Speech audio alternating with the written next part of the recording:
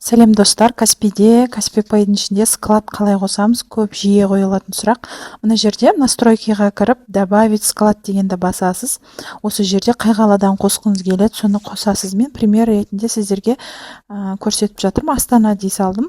Мына жерге өзіңіз үйден сататын болсан, үйіңіздің адресін көрсетесіз.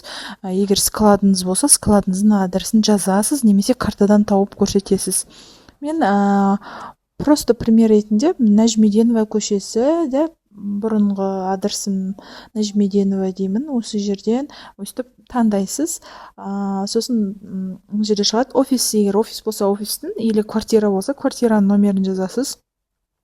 Или вообще жазбасаңыз да болады. Самовывоз дегенді қосасыз. Егер өзі келіп алып кететін адамдар болса, сол өздері алып кетеді. Экспресс дегенді де қосуға болады, бірақ енді ол уақыт өте келе қосылады. Енді осы керек емес складты қалай өшіреміз? Осы жерде стрелканы басасыз, выключить склад деп өшіріп тастайсыз, болды. Мен просто пример ретінде өтірік адрестерді таңдай салдым да қосып көрсеттім.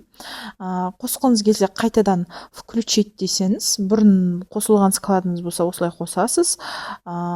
Потом ол қосылған кезде жасыл жанады. Потом отключить еткен кезде жаңағыдай выключить деп өшіріп тастайсыз. Ешқандай қиындығы жоқ, ноутбукпен кірудің қажеті жоқ, барлығын телефонмен жасауға болады. Сау болыңыздар.